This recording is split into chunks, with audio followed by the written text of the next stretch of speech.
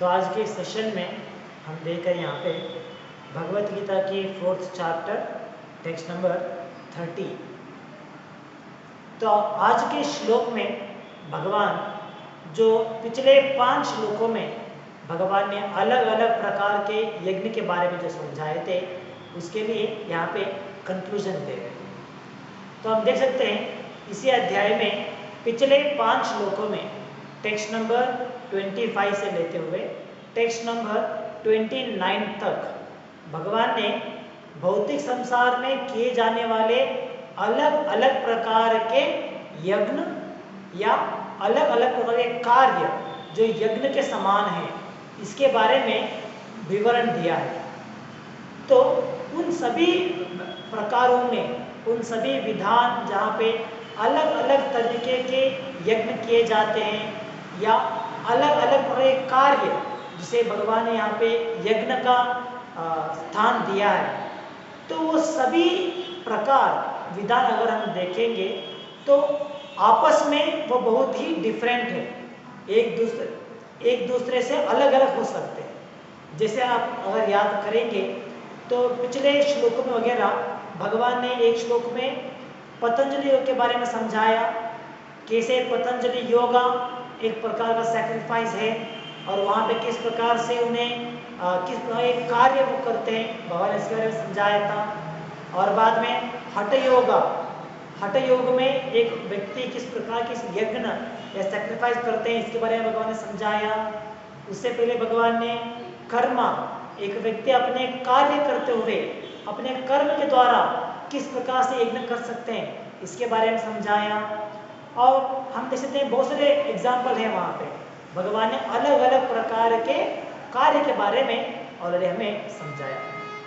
तो अगर आप देखेंगे सभी कार्य आपस में अलग अलग है, बहुत डिफरेंट है एक दूसरे से, लेकिन आज के श्लोक में यानी भगवान कहते हैं कि ये जो भी अलग अलग प्रकार के कार्य जो यज्ञ के बराबर कहा गया है वो देखने के लिए तो सभी अलग अलग है, वो सही बात है, लेकिन उन सभी अलग अलग प्रकार के यज्ञों में एक चीज कॉमन है, एक सामान्य अंश है इन सभी अलग अलग प्रकारों में।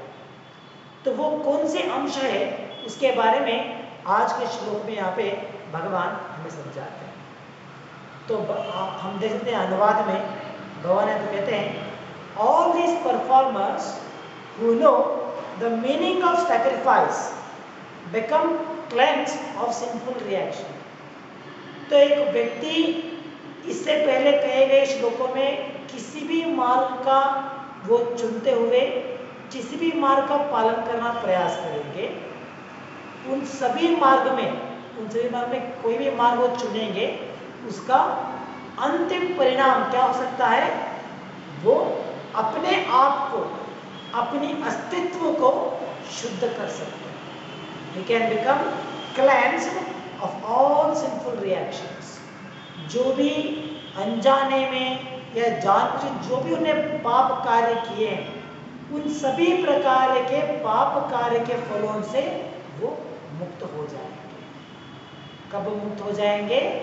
जो भी यहाँ से इससे श्लोक से पहले जो भी भगवान ने पट्टी बनाई है अलग अलग प्रकार के यज्ञ के बारे में, तो जो भी व्यक्ति उस यज्ञ में भाग लेगा किसी भी मार्ग में, चाहे वो पतंजलि होगा या हठ योगा, ध्यान योगा या जो भी भगवान ने समझाया है, किसी भी मार्ग को वो चुनेगा और उसके अनुसार वो भौतिक संसार में कार्य करेगा, तो उसका परिणाम क्या होगा, वो भौतिक संसार में सभी प्रकार के कर्म बंधनों से अपने आप को मुक्त कर सकेगा। और इतना ही नहीं, साथ में और क्या हो सकता है, having tasted the nectar of remnants of such sacrifice।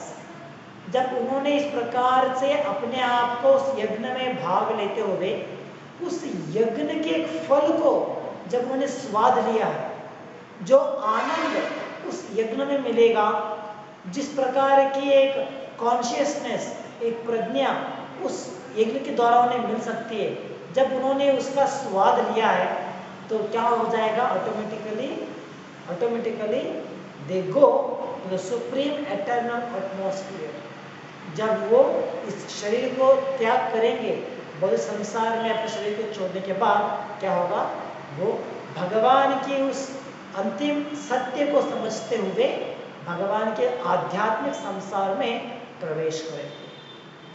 तो जब वो भगवान के आध्यात्मिक संसार में प्रवेश करेंगे, तो भावार्थ हम देख सकते हैं, प्रभुपाद वहाँ पे एक्सप्लेन करेंगे। तो चाहे वो एक तो भगवान की निराकार रूप में एक भी हो सकते हैं, या नहीं तो भगवान की जो अनगिनत वैकुंठ लोक है, तो उन वैकुंठ लोक में भगवान के साथ सेवा में उपस्थित हो सकते हैं, या नहीं तो भगवान की धाम जो गोलोक वृंदावन धाम है, वहाँ पे भगवान के साथ अनेकों लीलाओं में भाग ले सकते हैं। तो ये तीनों भी मार्ग या तीनों उपाय जो है उनके लिए, वो उनके लिए उपलब्ध होता है। तो जिस प्रकार के यज्ञ में वो अपने आप को एंगेज करेंगे, उसके अनुसार ये जो तीन ऑप्शन है, उसमें उसके अनुसार उन्हें प्राप्ति हो सकती है। तो अगर वो भक्ति योग का पालन करेंगे तो भगवान के गोलोक वृंदावन धाम को जा सकते हैं, या अगर वो निराकारवाद का प्रचार करते हुए निराकारवाद का उपासना करेंगे तो भगवान के उस निराकार ब्रह्मन में एक हो सकते हैं। तो जो भी वो कार्य करेंगे, जो भी यज्ञ उन्होंने चुना है, उसके अनुसार उन्हें उनका परिणाम, उनका अंतिम रिजल्ट मिल सकता है। तो भावार्थ में अगर हम देखेंगे तो प्रभुपाद हमें यहाँ पे इन सभी अलग अलग मार्गों में होने वाले एक कॉमन व्यक्तित्व, एक कॉमन चीज के बारे में हमें समझाते हैं। तो सभी मार्ग जो भगवान ने पे एक्सप्लेन किया, सभी तो अलग अलग मार्ग है, ऐसा नहीं कि सभी एक ही है। मार्ग अलग अलग है, लेकिन उनका उद्देश्य एक ही हो सकता है। तो इन सभी मार्गों में जो भी वो मार्ग चुनते हैं, उनमें एक कॉमन चीज है, और वो क्या है, और वो है कंट्रोलिंग ऑफ द सेंसेस। अपने इंद्रियों का निग्रह करना, इंद्रियों को काबू में करना। तो ये सभी प्रकार के मार्गों में एक कॉमन चीज है। हम देखते हैं भावार्थ में प्रभुपाद कहते हैं, from the forgoing explanation of different types of sacrifice, namely sacrifice of one's possession, study of the Vedas or philosophical doctrines and performance of the yoga system। तो ये सभी उदाहरण है जो भी भगवान ने यहाँ पे समझाया है, तो ये सभी उसके उदाहरण है। It is found that the common aim of all is to control the senses। तो इन सभी प्रकार के यज्ञों में, सभी प्रकार के कार्यों में एक कॉमन गोल या कॉमन एम उनका क्या होता है, वो है कंट्रोलिंग ऑफ द सेंसेस, अपने इंद्रियों का निग्रह करना।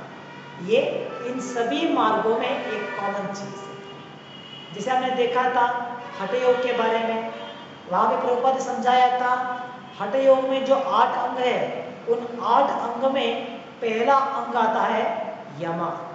यमा मतलब कंट्रोलिंग ऑफ द सेंसेस, इंद्रियों का निग्रह करना। इसी प्रकार से पतंजलि योगा, वहां पे हमने देखा था कि इस प्रकार से एक योगी जो पतंजलि योग का पालन करते हुए जो योग सिद्धि का प्राप्त करें प्रयास करते हैं, वो भी अपने शरीर को, शरीर में रहने वाले वायुओं को निग्रह करते हुए, कंट्रोल करते हुए, उसके द्वारा इंद्रियों को निग्रह करने का प्रयास करते हैं।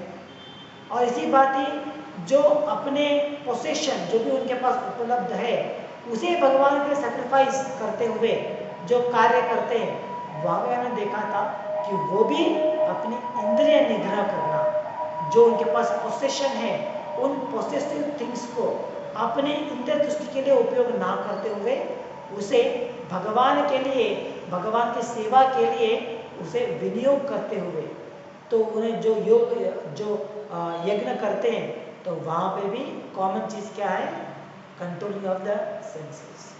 तो इस प्रकार से प्रभुपाद हमें बाबा समझा रहे कि इन सभी मार्गों में यही एक कॉमन चीज़ है। तो आगे प्रभुपाद कहते हैं sense gratification is the root cause of material existence. Therefore unless and until one is situated on a platform apart from sense gratification, there is no chance of being elevated to the eternal platform of full knowledge, full bliss and full life। तो यहाँ पे प्रभुपाद कहते हैं कि भौतिक संसार में जो इतनी बड़ी भौतिक संसार है या इतने जीव उनके अस्तित्व में अलग अलग प्रकार के कार्य में लगे, तो इन सभी प्रकार की भौतिक अस्तित्व को अगर हम देखेंगे तो इसका मूल कारण होता है वो है अपनी इंद्रिय तृप्ति। तो जैसे आपने समझाया था कि एक जीव जब वो भगवान की सेवा को छोड़ते हुए जब अपनी सुख के लिए प्रयास करेगा, अपनी संतोष के लिए, अपनी इंद्रिय तुष्टि के लिए प्रयास करेगा, तो वही कारण होता है जिस कारण की वजह से वो जीव भगवान के धाम को छोड़ते हुए भौतिक संसार को आना पड़ता है। तो इसीलिए इसे कहा जाता है the sense gratification is the root cause. हमारे भौतिक संसार में अस्तित्व होने के लिए मूल कारण ही है कि हम हमारी इंद्रियों को तुष्टि करना चाहते हैं, यही इसका मूल कारण है। तो इसीलिए अगर हमें किसी भी प्रकार से भौतिक संसार से मुक्त होने की आशा रखते हैं तो उसके लिए पहला स्टेज आएगा अपनी इंद्रियों को निग्रह करना। जब तक हम हमारी इंद्रियों को निग्रह नहीं करेंगे, उसके लिए प्रयास नहीं करेंगे, हम हमारे आध्यात्मिक जीवन में प्रगति नहीं पा सकते, ये पॉसिबल है। तो किसी भी मार्ग को क्यों न चुनेंगे आप, किसी भी मार्ग को चुनेंगे, उन सभी मार्गों में यही उसका मूल उद्देश्य या मूल गोल सिखाया जाता है, वो है कंट्रोलिंग ऑफ द सेंसेस। तो हम देखते हैं भौतिक संसार में, स्पेशली आज के ज़माने में जहाँ पे इतनी आधुनिकता फैला हुआ है, लोग अपने आप को मॉडर्न कहलाते हैं, लेकिन अपने आप को एडवांस कहलाते हैं, लेकिन हम देख सकते हैं अपनी इंद्रियों को कंट्रोल करने के में वो कितने सक्षम नहीं है, किस प्रकार से वो फेल हो गए हैं इस मार्ग में जहाँ पर उन्हें अपनी इंद्रियों को निग्रह करना। तो ये जो आधुनिकता हम उपयोग करते हैं, जो आधुनिकता के बारे में हम लोगों को दिखावटी करते हैं, उसके द्वारा लोग क्या कर रहे हैं, अपनी इंद्रिय तुष्टि करने का प्रयास कर रहे हैं। हो सकता है हम क्लेम तो कर सकते हैं कि हाँ हम इतने एडवांस्ड हैं, इतने इकोनॉमिक डेवलपमेंट हुआ है, लेकिन जब हमारी इंद्रिय निग्रह के बात आती है तो उसमें कितना प्रोग्रेस हमने पाया है, कुछ भी। जैसे जैसे हम आधुनिकता में बढ़ते हुए जा रहे हैं, अपने इंद्रियों के दास होते जा रहे हैं। हमें हमारी सेंस ग्रेटिफिकेशन के अलावा कोई दूसरी वस्तु या कोई दूसरे लक्ष्य दिखाई नहीं देता। तो ये हमारी आधुनिकता का एक प्रभाव है हमारे आधुनिक जीवन के ऊपर, हमारे आध्यात्मिक जीवन के ऊपर। तो जैसे हमारे एक पर्सनल एक्सपीरियंस से हम देख सकते हैं, जैसे हमने रिसेंटली हम एक प्रवास पे गए थे एक जगह पे, जिसका नाम था Siddharabetta. So it's a place for siddhas, one who performs siddhis. तो वहाँ पे ये प्रतीत है कि बहुत साल पहले या बहुत एज पहले तो वहाँ पे लोग आया करते थे, जो बड़े बड़े योगी, बड़े बड़े साधु संत, वहाँ पे उनका वास होता था। और वहाँ पे वो वास करते हुए उनका प्रयास क्या होता, तो उनका प्रयास होता था कि वो अपने आत्म साक्षात्कार के लिए वहाँ पे प्रयास कर रहे थे।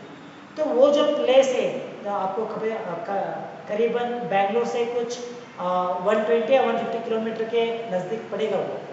तो वहाँ पे अगर हम देखेंगे तो शहर से इतने दूर, जहाँ पे कोई भी व्यक्ति का डिस्टर्बेंस नहीं मिलेगा, कोई आपको तंग करने का नहीं आएगा, तो उस प्रकार के निर्जन प्रदेश में साधु संत वहाँ पे रहते थे और वहाँ पे इतने सारे गुफा है, इतने सारे प्लेसेस है उस एक पर्वत के ऊपर जहाँ पे लोग अपने समय बिताते थे अलग अलग प्रकार की यज्ञ करते हुए, अलग अलग प्रकार की योग का पालन करते हुए वहाँ पे वो अपने साक्षात्कार पाने का प्रयास करते थे। तो इस प्रकार से बहुत सारे प्लेस आपने भी देखा होगा जहाँ पे इस प्रकार की आत्म साक्षात्कार के लिए उपयोग किया जाता था। लेकिन आज के समय में वही स्थान वही है, वहाँ पे अगर हम जाएंगे तो वहाँ पे जो एक सत्वों का प्रभाव है उसे महसूस कर सकते हैं। तो स्थान वही है,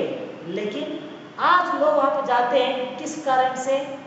अपने आत्म साक्षात्कार करने के लिए नहीं, या नहीं तो वहाँ पे जो सत्वों का प्रभाव है उसका प्रभाव लेते हुए कुछ प्रयास करेंगे, कुछ चैंटिंग करेंगे या कुछ तप करेंगे, कुछ तो भगवान के बारे में सोचेंगे, इसके लिए लोग वहाँ पे नहीं जाते।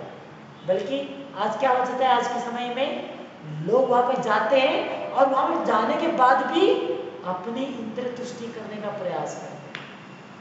तो इस प्रकार से जो स्थान जिसका उपयोग किया जाता था साधु संतों के द्वारा अपने आत्म साक्षात्कार के लिए, अपने अलग अलग प्रकार यज्ञ करने के लिए जिसका उपयोग किया जाता था, उसी स्थान को आज के समय में लोग इस्तेमाल करते हैं अपनी इंद्रिय तृप्ति करने के लिए। तो जैसे हम वहाँ पे गए थे तो हम देखते इतने सारे लोग आते हैं वहाँ पे, चढ़ना तो मुश्किल है, एक बार अगर ट्रैकिंग है तो थोड़ा मुश्किल लगता है। तो जो थोड़े एज होने के बाद उम्र वालों को चढ़ना मुश्किल होता है, तो इसके बावजूद इतने सारे लोग वहाँ पे आते हैं।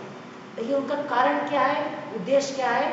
साइड से वहाँ पे जो सौंदर्य है उसे देखने के लिए। तो जैसे हमारे आँख का एक प्रवृत्ति है कि जो भी अच्छा चीज़ को हमें देखना चाहते हैं, हम उसे महसूस करना चाहते हैं, तो ये एक प्रकार की इंद्रिय तुष्टि है। तो वहाँ पे लोग आते हैं ताकि सौंदर्यता को देखने के लिए, वहाँ पे जो इतनी अच्छी परिसर है, एनवायरनमेंट है, जो इतना अच्छा सीनरी है, उसे देखने के लिए, उसे एंजॉय करने के लिए लोग आते हैं। और जैसे लोग वहाँ पे इस प्रकार की एक तुष्टि को रखते हुए, एक इंद्रिय को तुष्टि करने के लिए वहाँ पे आते हैं, तो ऑटोमेटिकली अलग अलग इंद्रियों के भोग वस्तु वहाँ पे उपलब्ध हो जाते हैं। तो हम देख सकते हैं वहाँ पे कि उतने ऊंचाई के बाद, उतने ऊपर चढ़ने के बाद, उतने ऊंचाई के बाद, वहाँ पे जाने के बाद भी लोग वहाँ पे क्या करते हैं, वहाँ पे चाय पीने के लिए चाय, पानी, कॉफ़ी, ड्रिंक्स, ये सब कुछ वहाँ पे बंदोबस्त कर रहे हैं। कुछ लोग हैं जहाँ पे हमारी जीभ को तुष्टि करने के लिए पकोड़े तल रहे हैं, अच्छे अच्छे पकवान वहाँ पे बेच रहे हैं। तो इतना प्रयास करते हुए, उतना ऊपर चढ़ने के बावजूद भी वहाँ पे आने के बाद लोगों की इच्छा होता है कि हाँ, इतना अच्छा सुंदर सुंदर परिसर है, इतनी अच्छी एनवायरनमेंट है, अगर यहाँ पे कुछ अच्छे से खाने के लिए मिल जाएगा, वो अच्छे से गरम गरम चाय मिल जाएगा, तो कितना आनंद मिलेगा। तो हम देखते हैं किस प्रकार से जो स्थान आत्म साक्षात्कार के लिए उपयोग किया जाता था इतने बड़े बड़े यज्ञों के द्वारा, संतों के द्वारा, वह उस स्थान में जाने के बावजूद आज के ज़माने में लोगों की इच्छा क्या होती है, हाँ, हमें पीने के लिए गरम गरम चाय चाहिए, खाने के लिए गरम गरम पकोड़े चाहिए, ये लोगों की आसक्ति होती है। तो वहाँ पे जाने के बाद भी उन्हें उस स्थान का कोई किसी का प्रभाव उनके ऊपर नहीं पड़ता। तो इस एग्जाम्पल के द्वारा हम समझ सकते हैं, जो हमारे पर्सनल एक्सपीरियंस है, जो हमने देखा रिसेंटली, तो इसके द्वारा हम समझ सकते हैं कि इंद्रिय तुष्टि और सेंस ग्रेटिफिकेशन कितनी प्रोमिनेंट है आज के ज़माने में। तो हर एक जीव इस सेंस ग्रेटिफिकेशन के पीछे इतने पागल है, इतने उसमें डूब गए हैं कि कोई भी प्लेस को जाएंगे तो वहाँ पे जाने का जो मूल उद्देश्य है उसे वो भूल जाते हैं। आजकल के तीर्थ क्षेत्र, वहाँ पे जाने का मूल उद्देश्य क्या है? आत्म साक्षात्कार, उसके लिए प्रयास करना, वो भूल जाते हैं। तो इसके द्वारा हम समझ सकते हैं कि sense gratification is the root cause of our material existence. भौतिक संसार में हमारे अस्तित्व का मूल आधार या मूल कारण ही हमारे इंद्रिय तुष्टि है। तो इसीलिए जो भगवान ने यहाँ पे अलग अलग यज्ञ के बारे में समझाया था पिछले सभी श्लोकों में, तो उन सभी अलग अलग यज्ञ में ये कॉमन चीज है। अगर हमें किसी भी यज्ञ के द्वारा किसी भी प्रकार के कार्य को करते हुए आध्यात्मिक जीवन में आगे बढ़ना है, तो उसके लिए हमें क्या करना होगा? पहले हमें हमारी इंद्रियों को निग्रह करना पड़ेगा। हमारे सेंस ग्रेटिफिकेशन, जो हमारे ये प्रयास है इंद्रिय तुष्टि करना, उसे बंद करना पड़ेगा। तो इसके लिए हमने सुना था किस प्रकार से एक भक्त अपनी सेंस ग्रेटिफिकेशन को कैसे रोक सकते हैं। तो एक भक्त जब उन्हें हम कहते हैं कि हमें सेंस ग्रेटिफिकेशन नहीं करना है या इंद्रिय तुष्टि नहीं करना है, तो उसके लिए क्या मार्ग हम चुनते हैं? वो है हमारी इंद्रियों को भगवान की सेवा में एंगेज करना। तो इसके द्वारा हम इस सेंस ग्रेटिफिकेशन के चक्र से मुक्त हो सकते हैं। वरना किसी भी मार्ग जो भी हम पालन करेंगे, चाहे किसी भी यज्ञ हो सकता है, कोई भी सैक्रिफाइस हो सकती है, कोई भी योग प्रवृत्ति हो सकता है, अगर हम हमारी इंद्रियों को काबू में करे बिना उसमें आगे बढ़ने का प्रयास करेंगे, तो वो सिर्फ एक ढोंग कहलाएगा, एक दिखावटी है, सिर्फ लोगों को दिखाने के लिए कि हाँ हम भी बड़े योगी हैं, हम भी बड़े बड़े यज्ञ करते हैं, हम भी अलग अलग प्रयास करते हैं। तो ये सभी दिखावटी हो जाता है जब हम इंद्रियों को निग्रह करे बिना उसे करने का प्रयास करें। तो इसीलिए भावार्थ में प्रभुपाद ने सेंस कंट्रोल के बारे में हमें समझाया। और आगे प्रभुपाद कहते हैं, this platform is in the eternal atmosphere और ब्रह्मन atmosphere.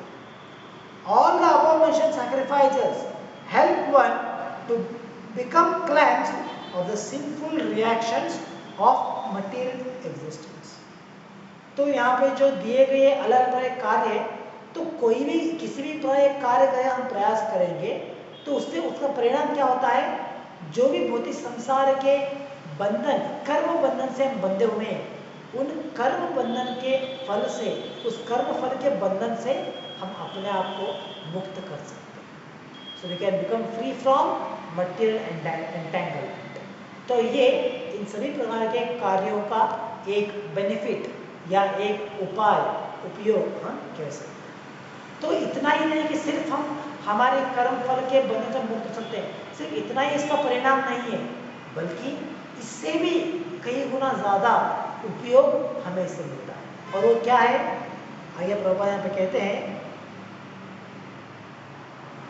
by this advancement of life, one not only becomes happy and opulent in this life, सिर्फ इसी जीवन में आराम से संतोष, किसी भी तरह के दुख के बिना आराम के जीवन नहीं बिताएंगे, सिर्फ इतना ही नहीं है इसका उपयोग, बल्कि at the end he enters into the eternal kingdom of God, either merging into the impersonal Brahman or associating with the supreme personality of Godhead Krishna। तो सिर्फ भौतिक संसार में रहने के समय यहाँ पे हमें अच्छी सुविधा मिलेगी, अच्छी एक कॉन्शियसनेस रहेगा या ऑपुलेंस मिलेगा, सिर्फ इतना ही इसका लाभ नहीं है, बल्कि भौतिक संसार को छोड़ने के बाद हम भगवान के धाम को जा सकते हैं।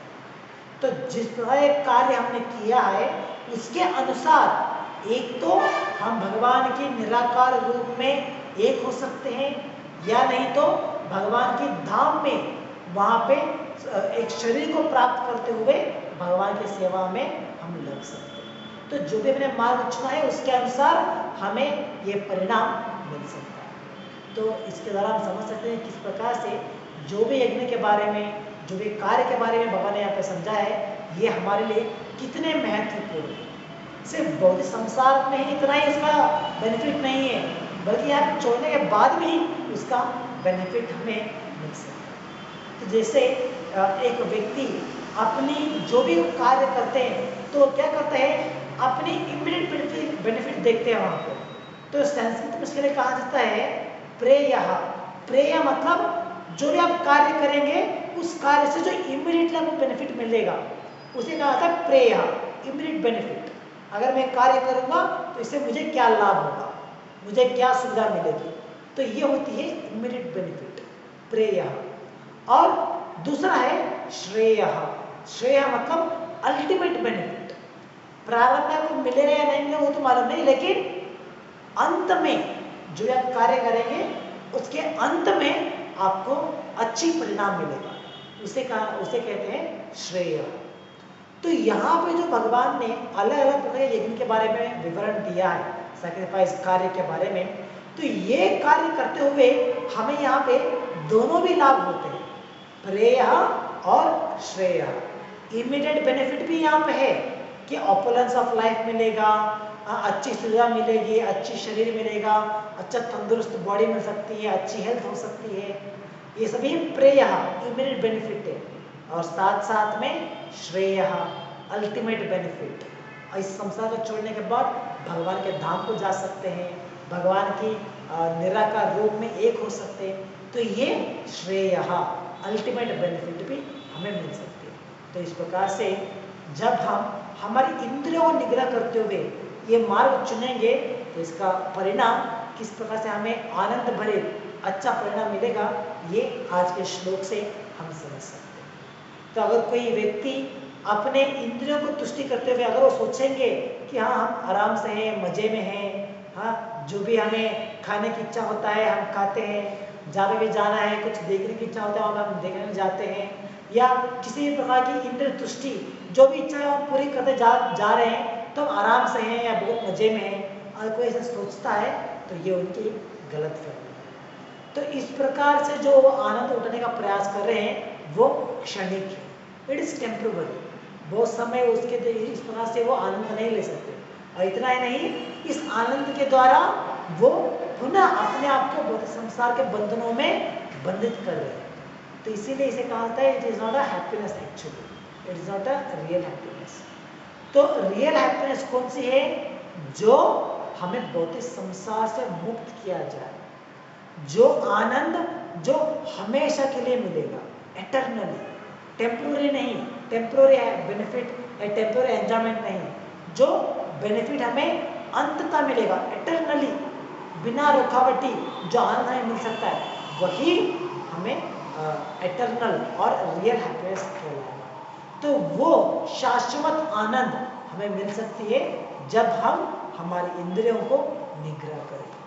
अगर इंद्रियों को निग्रह नहीं करेंगे तो ये जो बेनिफिट आज के श्लोक में जो भगवान कह रहे हैं ये बेनिफिट हम नहीं ले सकते, ये पॉसिबल है। तो इसीलिए हमें प्रयास करने चाहिए कि जैसे हम भगवद्गीता के द्वारा भक्तियों के बारे में सुनते हैं तो उसका पालन करते हुए, अपनी इंद्रियों का निग्रह करते हुए जो अल्टीमेट बेनिफिट भगवान यहाँ पे हमारे लिए दे रहे हैं उसे पाने का प्रयास हमारी होनी चाहिए।